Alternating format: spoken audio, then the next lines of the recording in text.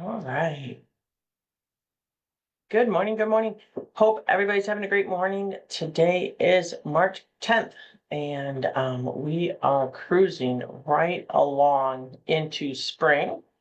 A lot of the snow has melted, and I hear birds outside my window, so life should be good. As soon as the temperature starts improving, it's about somebody just texted me this morning that says it's going to be about like 70 degrees in Springfield and warm around here. So I certainly I'm really looking forward to it. If it is just a blast of warm weather, I'll take it. Maybe go outside, maybe get some breath of fresh air. Certainly will help out today. So I'm wearing green today. Of course, St. Patty's Day, all the festivities. Yesterday, I was at St. Baldrick's event to raise money. So certainly a lot of St. Baldrick's events going on in the area. You can go to their website. I believe it's just stbaldricks.com and put in your area and see if there's an event in your neck of the woods. And if you're so brave to get a head shaving along with it, raise some money. The top person raised $11,000 yesterday. It was for the troopers. It was the troopers St. Baldrick's event. So certainly is the season of corned beef and cabbage. So wearing a green shirt today. I actually pulled out a green mug. It's a green floral mug, so I'll just hold it up for there you go. So floral, of course, hopefully the flowers will start blooming, the trees will start getting leaves on them, and everybody will be starting to enjoy spring. Actually, spring is fairly my one of my favorite seasons because when I was in the military in California, you didn't really have any seasons. It was warm or rainy. But the season that I missed the most was spring because it's just fills you with optimism after being cold and dreary for so long. I hope everybody moved their clocks forward, spring ahead. So technically, it would have been 8:17 last week that we were doing our Monday event. Today it's 9:17. So a little bit delayed, had a little bit of technical difficulties, but then again, um, that's the only thing that goes wrong this morning. There's a bit of technical difficulties. I think it's a pretty good Monday for Mondays. So I hope everybody's enjoying it. So on Saturday was International Women's Day. So International Women's Day is really just talking about the strides that women have made. Still some things we have to do. One of the things that I know the Illinois House has been working on is maternal health. Um, you know, women and motherhood is so important, and then we have a high rate of women dying in childbirth. It's really scary. So maternal health is very important. Looking and talking about women and their contributions. Just watched again Hidden Figures the other day. Fabulous movie, love it. And just highlighting all the avenues of women in the area, equal pay, healthcare access, women in the military, and certainly making sure that everybody's right is protected. Um, you know, Human rights are everybody's rights, and it's been a while, that certain groups. Last month we had Black History Month. This month, Women's History Month, International Women's Day. Certain groups have been denied rights for a long time, so just trying to highlight and have a discussion. I think it's really important. But certainly we got ways to go in this country and and how people choose to celebrate International Women's Day this Saturday. Honestly, I was just working in my home office getting ready for Springfield, but people, got out, participated in marches. There's a Chicago's Women's March. I heard over 5,000 people took place in that. And so certainly that's something that we look at. There's also International Day of Women Judges. That's today, March 10th. And looking at having a diverse bench of different points of view makes our makes our legal system important. So being inclusionary of all. And then March 10th is looking at women judges too. And we have some women judges in the district that represent the district. That's really quite cool to see all sorts of genders and races on and participating in our judicial system as judges, administering the judicial side of our checks and balances. Again, the legislative side is supposed to be the check on the executive, and the judicial side is the check on the legislative and the executive. And so certainly that's part of our fundamental basis of our country. Some people forget that, but that is checks and balances is our fundamental. Today is National Harriet Tubman Day. So we need to honor the legacy of a fearless freedom fighter who risked everything to lead enslaved people to safety through the Underground Railroad. Harriet Tubman Day looked to her courage, resilience, and unwavering commitment to justice to continue to inspire generations. So certainly we need to make sure that we continue to uphold her principles and really fight for people who are marginalized, can't fight for themselves, and really stand up for folks. And that's what I try to do on the General Assembly. A lot of folks in the General Assembly working hard to represent, and that's what we do. We represent. So, and then two of my favorite things. Monday, March 10th, believe it or not, there is a National Napping Day. So you lost an hour to daylight savings time. You might feel tired. It's a Monday, National Nap Day. You can take a nap at least today. A good nap is better than coffee to recharge your system. National Napping Day was created in 1999 to highlight the importance of sleep. It's not a luxury, it's a necessity. So certainly do that. A lot of countries in other parts of the world do have like time to just relax and recharge. We kind of don't. You just got to sneak it in whenever you can. And then March 10th, International Bagpipe Day. We're going to be hearing a lot of bagpipes in the next couple weeks, celebrating the world's most unique and historic musical instrument. So believe it or not, bagpipes go back to 400 BC. And they have roots in Egypt and ancient Rome, and they became an iconic symbol in Scotland, Ireland, and beyond. So pipers across the globe keep the tradition alive, and you will be able to see performances at events in the numerous St. Paddy's Day events throughout the area this weekend and next weekend. And then St. Paddy's Day is Monday, March 17th. But of course, there's a lot of stuff going on. Check your local calendar with regards to that. And then just a little note. They always say when you set your clocks for daylight savings time, make sure you test, inspect, and replace broken or expired smoke and carbon monoxide alarms in your home. So the new fire marshal, well, not new, but we switched them out a couple of years ago. The old fire marshal was from Aurora, knew Matt really well. The new fire marshal, James Rivera, says on average, a person has less than 3 minutes to escape a house fire.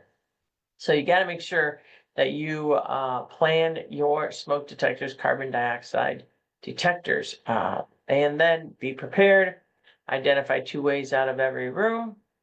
Designate a meeting space outside your home, and certainly look to make sure you have a fire escape plan and test your alarms. So 3 out of 5 home in fire deaths, 3 out of every 5 home fire deaths in the U.S. resulted from fires in homes with no smoke alarms or non-working smoke alarms.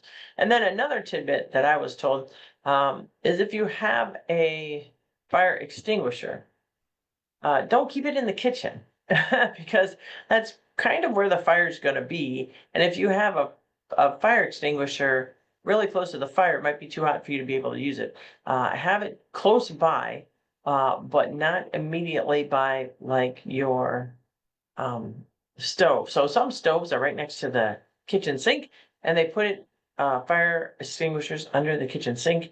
And so therefore, if there's a fire on the stove or the oven, it'd be difficult to get it. So make sure that it is easy to get to, but enough away so that you can access it in case there is a fire. And then last but not least, March 12th is National Working Moms Day. And just wanting to hear your stories. Working moms do so much, not only raise the kids and go to work, but can support our communities. And certainly they're in every way, shape, or form. So they're teachers, nurses, trade workers, first responders. Tell us your working mom story. So take a moment to hear directly from you. Certainly, you can email it to me, email it to the office, email to Demi in my office, and give us your stories. How did you start working? What did you do? What's your thoughts? I always remember Gunnery Sergeant Beebe. She was my gunny sergeant over in Okinawa, and she had 2 kids, and she was certainly a working mom, being a gunny sergeant in the military, being overseas with kids, and really giving it her all. I really looked up to her. Her memory of her memory really inspires me every day. And so if there's a working mom that inspires you, give it to me. I will share it on the house floor as a point of personal privilege. And then Blue Sky, we're on all the socials now. Just got on Blue Sky, IL District 84. Certainly look it up and check it out. Blue Sky, X, Facebook, Instagram. All those things. I don't think I'm on TikTok though. Well, I'm not really a big TikTok fan, but I know a lot of people are. Don't get me wrong. So legislation. What am I working on legislatively? I am one of the bills I'm working on, House Bill 3042, is looking to give veterans a fair shake in this housing market. So trying to buy a house is competitive. Don't get me wrong, very competitive. And what we've been seeing is that when a realtor signs a contract, you sign a contract to buy a house, if it's a veteran, they have to check a box that says that they have they secure a mortgage and it's a VA mortgage other than conventional. And there's been instances where the seller has chosen conventional mortgage, conventional mortgage even over a VA that was of more money, and mainly because they assume that the VA would take a little bit longer. There's a little bit more to a VA loan, but the every VA loan I've had has closed on time. So, but there is this thought out there that VA home loans aren't as good as conventional loans. So, what we are looking at with this bill is really just eliminating that in the contract. Why does that need to be disclosed? Just disclose that you have financing and move on. So that's that bill. Working on that 3042. Working on mental health for our youth in care. This is the 3rd time I've filed this bill to get a child connected with a mental health professional with regards to if they are entering into DCFS care. So it passed out of committee. I have a little bit more to do. Might have to do an amendment on that, but working with regards to that. And then certainly working with pensions. So passed out of committee, House Bill 1871. This is a repeat of last year, passed out of the House. What it does is it says that if you retire from the state, you have to get an estimated payment no later than 30 days after either their last day of employment or after filing for retirement benefits. What has been happening in the state employee retirement system is it's been taking sometimes up to 6 months for retirees to get that first payment. And retirees, they have mortgages, they have car payments, they have things that they have to pay as well, even though they're retired.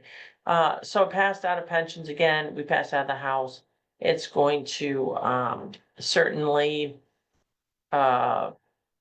hopefully, pass over to the Senate again, and hopefully in the Senate, it will be able to pass it in the Senate. So it was not, I don't know why it's still in the House, but that does sometimes happen. Some other bills, not my bills, but some other bills that are interesting, and just giving you an update on those. Representative Olico filed a bill to look at homelessness. Now, this is House Bill 1429. And they're working together because homelessness is not always, a criminal act. It could be, a domestic violence survivor who is sleeping in their car because that's the safest option. A person working low-wage jobs that has no money for rent, is trying to save up for rent, sleeping in a forest preserve. And to be quite honest, we talk about veteran homelessness and or homelessness in general.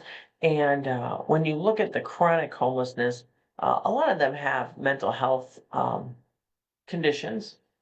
And it's not only veterans with PTSD, but there are individuals that are schizophrenic, there are individuals with a lot of mental health anxiety, a lot of mental health concerns that are going unaddressed, but they wind up being homeless. So 25 Illinois municipalities have enacted camping bans, and there's going to be more. And the penalties are severe. It can be a fine of $75 that can escalate to $2,500 in 7 days. If you get 6 citations within 2 years, they can face up to 6 months in jail. And I think I understand, and I know Representative Valco understands, and that local governments are trying to do the best they can. A lot of local governments do work with faith-based organizations, volunteers, nonprofits, hospitals, and other community partners. But when we're looking at homelessness and you're looking at it through the lens of treating it as a crime, it doesn't help the underlying situation. So what we do is we looked at like Houston. Houston reduced homelessness by 63% through a housing first approach that looks at permanent supportive housing and rental assistance.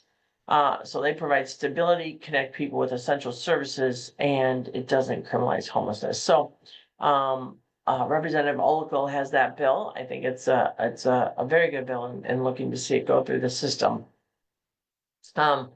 Another bill that is passed, House Bill 2409, passed out of committee as well. And this bill would ban the use of PFAS in turnout gear. Mike Kelly sponsored the bill. PFAS is like the small particles that never go away. So banning those in firefighters' gear. And then talking about 911 dispatchers is another bill. Representative Linda Davis, House Bill 1697, passed out of committee, would have 911 dispatchers be trained on telecommunicators CPR. So this is pretty interesting, and I didn't, one of the things in the General Assembly is all these different subject matters that, may or may not have exposure to. So CPR begins prior to the arrival of emergency medical service, and they're in cardiac arrest. They have a 2 to 3-fold higher likelihood of survival when they have CPR, and every minute is crucial. So this is training on telecommunicator CPR, exactly how to tell a person how to do CPR, which is really important. And then Representative Schmidt has a bill, 1421, to create the Veterans Day Paid Leave Act. It requires employers to provide each employee who is a veteran with a paid day off on Veterans Day to respect the men and women serving our country. So I think it's pretty straightforward. And it acknowledges the commitment to our veterans. And then there is a bill that I find very interesting. It is a bill to expand IDROP, which is Illinois Prescription Drug Repository, and which it's in a law, it's a law.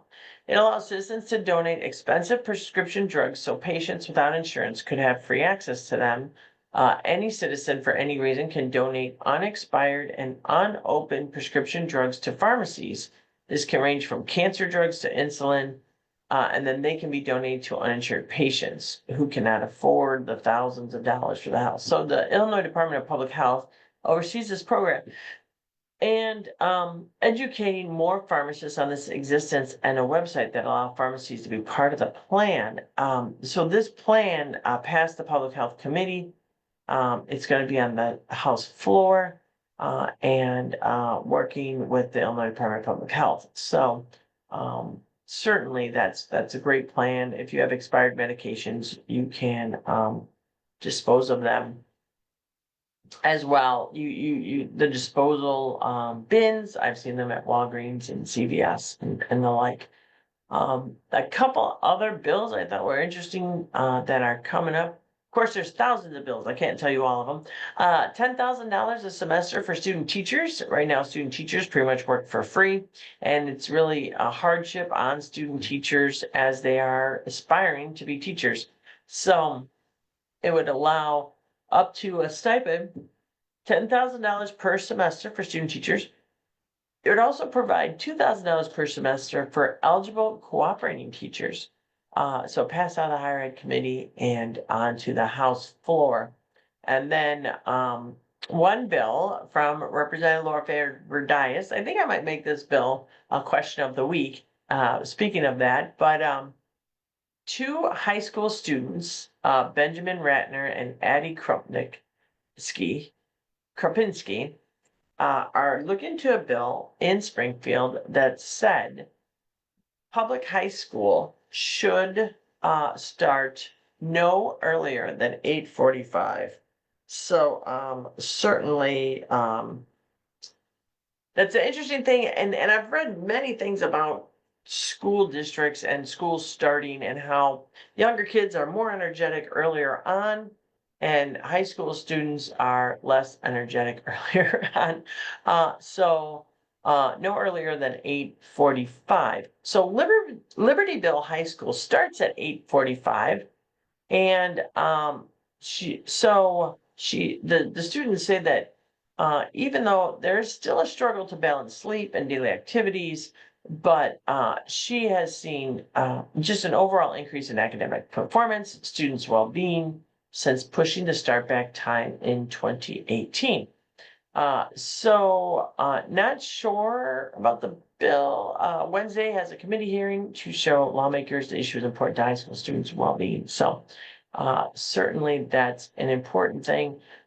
If you do subscribe to the email, I'm sure I mentioned it before, overwhelmingly supported banning cell phones during instructional time in school as well. And then looking at, there's another bill that is looking at cracking down on unsolicited telemarketer calls that bombard people with unnecessarily and often fraudulent offers by introducing tough new phone privacy legislation. This is State Representative Mike Crawford. So that's a couple snippet of the bills that are in Springfield. Another bill that we asked about in our emails, which I love getting this feedback, it's amazing, is Representative Ness has a bill to ban plastic bags. If you know, there is a surcharge for bags in general in Chicago. Looking at having that statewide, that was, and the opposite, wasn't supported. Majority of individuals did not support that concept. So totally understand that. I try to not use plastic bags as much as I can. Sometimes it's inevitable, but certainly trying to be as mindful as possible. One of the things I've talked about in the past is battery storage, solar, green energy. So Groshen is planning to start production for batteries in the Mantino factory and is ramping up hiring. So electric vehicle batteries is expected to start by the end of the year. They will also be making commercial energy storage products later this month. So certainly when the sun's shining and the wind is blowing, we need to make sure we have storage for that. And then right here in town, a senior at the Illinois Math and Science Academy, so that's on the other side of town, but in Aurora, but lives in Elgin, working with here the legislative process, working with their local state representative, which would be in Elgin, Anna Moeller, on a bill that would require public libraries to keep on hand medications that can reverse an opiate overdose. So it would require libraries to always have at least one staff member working who is trained on responding to an overdose situation. So this is another example, two examples of high school students getting involved and looking at passing bills.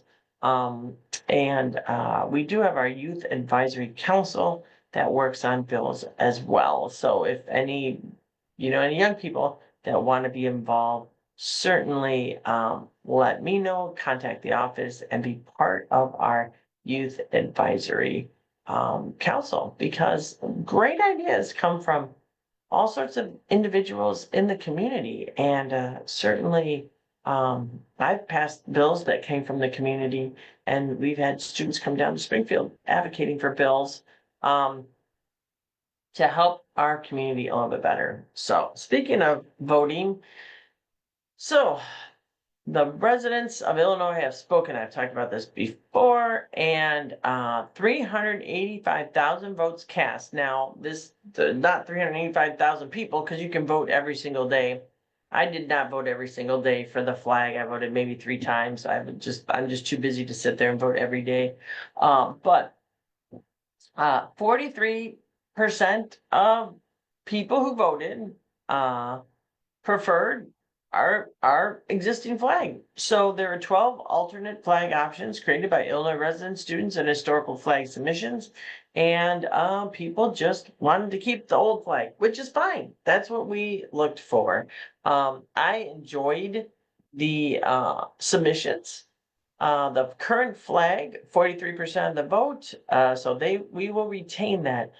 Design 2246, Sun on the Horizon, got second place.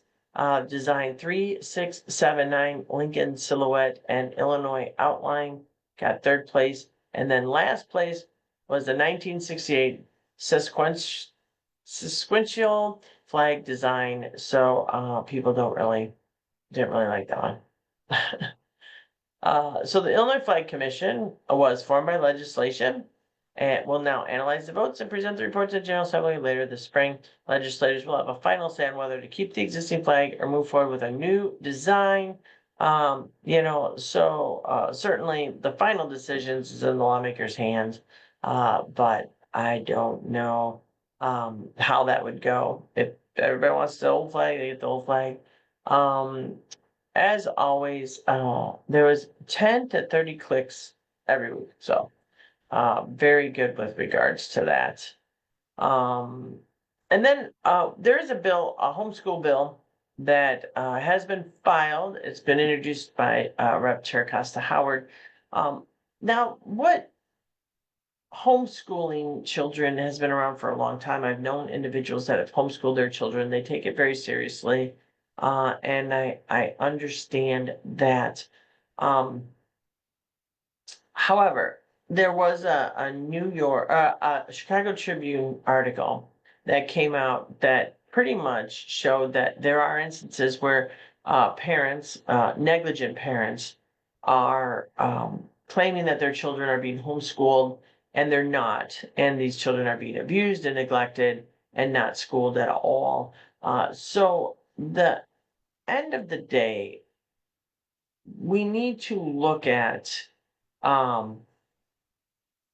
what other states do, which we always do, and look at how we can do a bit of regulation and certainly ensure that the children are being taught. It is not a disrespect to anybody who homeschools. And again, I know a lot of individuals that homeschool very well, but we have to make sure overall as a state that children are learning, they are making benchmarks, and they are certainly prepared for adulthood. So there are several states considering homeschool regulations. Certainly Illinois does not have any. We have the least restrictive homeschooling laws in the nation. Parents are not registered, follow special curriculum, attendance, or do any testing. Um, so certainly it is something to look at overall. And looking at what other states are doing. I know it's a very passionate, for lack of a better word, sensitive subject. But what are we looking at in the bill? So we're just going to talk about the bill, not what people are extrapolating or reading into. So the bill would, number one, require homeschooling parents to formally notify their school district to say, we're homeschooling our kids. That's not a bad thing. And certainly that would cut down on people that might think kids are truant or the like. The second thing, it would allow education authorities to request proof of instruction if concerns about a child's education are raised. So this is a big if. If the child is 12 years old and can't read, that is a huge issue. Or if the child is can't count, 2 plus 2, big issue. So we need to make sure that children are learning. And then looking at regional data collection on homeschool students, checking their number, their grades level, and their age, which would allow us to actually understand how many children are being homeschooled. And then address cases where parents claim homeschooling to avoid truancy penalties, to avoid being investigated for child abuse and neglect. So certainly having an avenue that if somebody calls up and says, these parents are claiming they're homeschooling their child, they're not. The child is neglected and is abused, and the parents don't want to get in trouble for that. So that's pretty much it. Those four things. It's not very restrictive, and certainly would help a lot with regards to that. Now, I mentioned it earlier about the Math and Science Academy student that worked alongside Anna Moeller to draft the bill, and a little bit of what they're looking at with regards to, as I said, maintain staffing on overdose response, encourages county health departments to supply naloxone through no state funding is provided under the current bill, but local health departments do already distribute this. I've seen it at resource fairs and stuff to that effect. And then expands the successful Chicago Public Library program, which has just distributed over 10,000 Narcan kits since 2022 to the entire state, including suburban and rural areas. So that's a little bit with regards to that bill. And again, it's so great to hear things from our students. I've talked about the national level, and I've talked about how in the past the state has worked well on the national level. There is a lot of concern with this current administration, things that are non-traditional, certainly concerning, as I said before, lack of a better word. So there is a target, there is an initiative and a target amount that has been talked about in the House and Senate to reduce spending by. Government spends money mostly on people. So when the government reduces expenditures, they are cutting off money to people, everyday people. So what we are looking at and bracing for is potentially cuts to individuals that receive Medicaid. The House proposed a budget resolution that calls for $880 billion in federal spending cuts, and Medicaid is expected to be cut, even though right now they're saying it's not. I can't see any way for the numbers to make it up. So just for Medicaid covers $3.4 million in Illinois. It covers frail elderly, it covers children. So 2/3 of the 3.4 million Illinois residents are in nursing home care. 80% of those are receiving some sort of community health care services. Half of children born in the state are under Medicaid. So certainly it's a big issue, and I think a lot of people are going to be hurt if this does get cut. So we're waiting and bracing on that. The executive branch has stopped federal reimbursements for Illinois food programs. So the administration has stopped reimbursing Illinois for two major food assistance programs. Really hurts our farmers, food banks, and low-income communities at risk. I know a lot of veterans that go to food pantries to help out. So the Local Food Purchaser Assistance Program and the Resilient Food Systems Infrastructure Program help distribute fresh, locally grown food to Illinois food pantries and underserved communities. Certainly 170 farmers is affected by this. And then food was distributed in 883 locations statewide so that folks can get access to fresh produce. Certainly it focused on new farmers and socially disadvantaged areas. So that would leave a hole of $17.8 million in federal funds that was cut. The other program really helped improve food processing and distributing across Illinois. It helped small farms and food suppliers expand. That was $6.5 million. So certainly what's happening on federal government, like I said, budget cuts people, farmers included, the food process included. So, and then we're still waiting on $1.9 billion in federal fund to Illinois agencies, nonprofits, and businesses. Congress passed it, signed it into law, that funding should come to Illinois. A federal judge recently ruled that it should come to Illinois, but the money still has not come. So, one of it is a 14, Illinois, $14 billion agricultural industry in the state. And Illinois farmers are feeling the pressure on the new tariff wars. So it's certainly very concerning and very frightening for a lot of people. And then finally here in Illinois, we have Hines VA, we have Jesse Brown VA, and we have Lowell VA systems up here, and 83,000 jobs were cut. Many folks from Hines VA and Jesse Brown VA, I've heard from some of them. What they're looking at is increased wait times and access to mental health services cut and disruptive in care. It's very sad. We've come so far in the VA system. I've heard stories, just horrible stories of the care of the VA. And, we've come so far. Hines has been great. I've heard good things the last many years. And it's very concerning because the new director of the VA wants to roll staffing back to 2019 levels. Now, keep in mind that the PAC Act exposed benefits for veterans in 2022.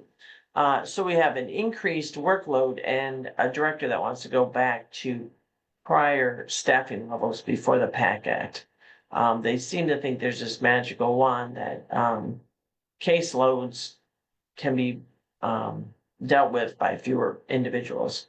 The VA, the Veterans Crisis Line, for example, fields 60,000 calls a month. They are slotted to lose hundreds of staff members, despite they're already short-staffed.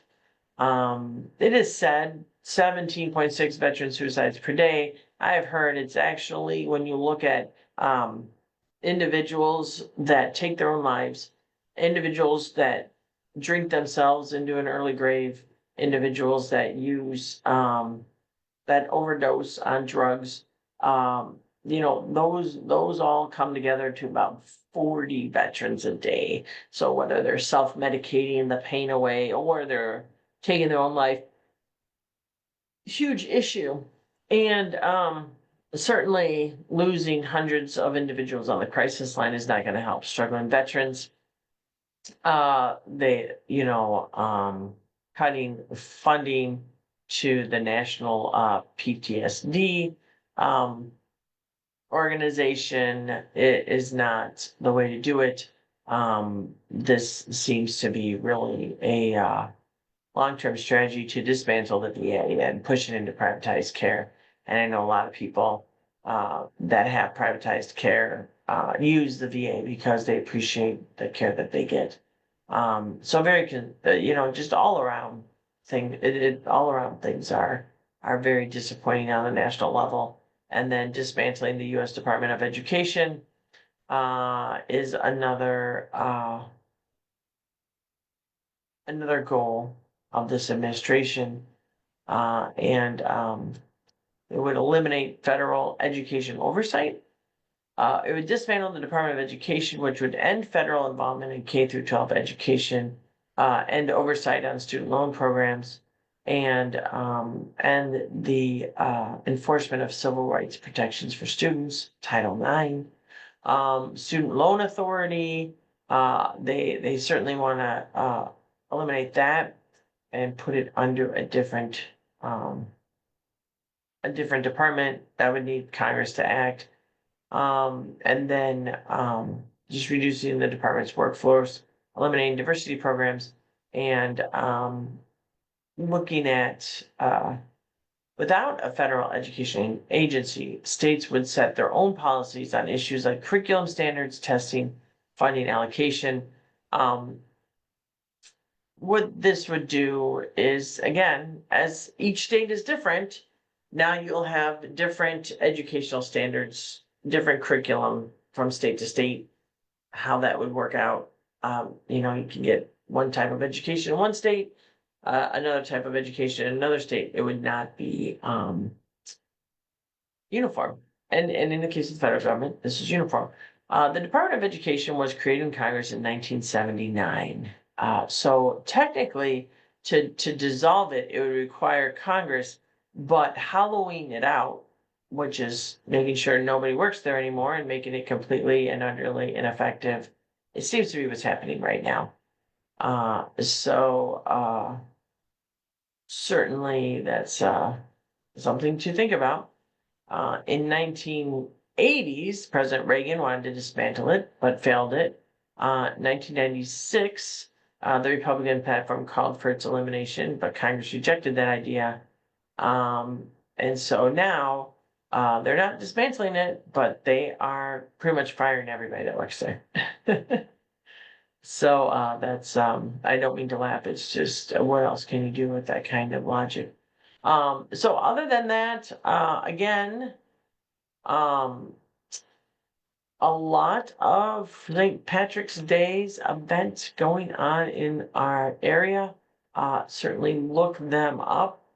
And then we will continue to go through the budget, continue through committees. We had about 1,800 bills left in what we call rules, which means that's going to go to committees hopefully this week. So, certainly, and I say certainly a lot, I know, I apologize for that, but a lot of work to do. A lot of work to do. We have deadlines. So this week, next week is the deadline to get bills out of committee. So by next week, the end of next week, all the bills need to be out of committee onto the House floor, or else they are considered not viable. So working with regards to that all around, and a lot of other things going on. But that is a quick update on what is going on in Springfield. I go back down to Springfield tomorrow morning, still working on some bills to help our veterans, working on bills for pensions, and working on, like I said, my bills, and looking to work with Bob Morgan, who filed legislation that would end daylight savings time and switching your clock. So it would make permanent daylight savings time, which would achieve what Bob Morgan, which would be more light in the evening when standard time would offer more light earlier in the day. Never a dull moment in the House, never a dull moment in the Senate. A lot of things going on nationwide. So I just ask you to make sure you for information on multiple news outlets, traditional news outlets, and whatever else you get your news from. Try to verify it in 3 or more different, significantly different media outlets. Not don't verify the same one on 4 Republican sites, verified on nonpartisan sites. I like to get my news from the local news 2579. Also, I get my military news from Stars and Stripes, militarytimes.com, and just look at PBS, Chicago Tonight, as many non-partisan sources as you can. Multiple of them, multiple. You can look at one, look at a partisan source, look at a nonpartisan source, compare them. The truth is sometimes in the middle. So with that, have a great week ahead. It's Monday. The sun is shining. The birds are flying and the geese are blocking traffic as they normally do. So have a good day. Please still be aware the flu, RSV, COVID, it's still out there. So be careful. If you're not feeling well, stay in, relax, and enjoy. So with that, off to Springfield tomorrow morning, bright and early. So take care, everybody. Have a great day.